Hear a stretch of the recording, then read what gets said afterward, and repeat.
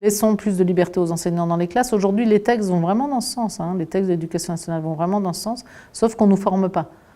Donc si je veux gagner en liberté, il faut qu'on me forme. Si vous nous formez comme il faut, après, faites-nous confiance.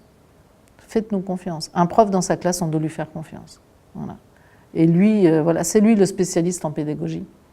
Donc faisons-lui confiance. Il a appris. Voilà. Et du coup, si tout le monde fait confiance, c'est beaucoup plus simple.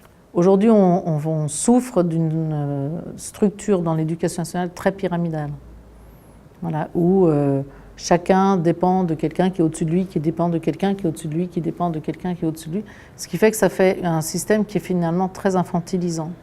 Parce que si moi, comme professeur, par exemple, je prévois une sortie scolaire pour mes élèves, il faut que j'écrive un dossier pour demander la permission à l'inspecteur qui va valider ou pas valider ma sortie.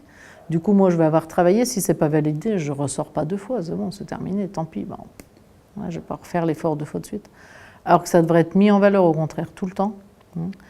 Et du coup, cette hiérarchie d'éducation nationale crée de la déresponsabilisation. Donc cette infantilisation de l'équipe enseignante est vraiment très, très grave, puisqu'après, elle va apprendre à des élèves en étant elle-même infantilisée dans son fonctionnement. Comment voulez-vous qu'on leur transmette une société de demain qui ne soit pas infantile? Nous-mêmes, on le subit au quotidien. Donc, quand je dis on le subit, en fait, on a aussi le choix de ne pas le subir. Et moi, je connais beaucoup d'enseignants aujourd'hui qui ont retrouvé de la liberté dans ce cadre hiérarchique posé par l'éducation nationale, parce que pour de vrai, on a vraiment de la liberté.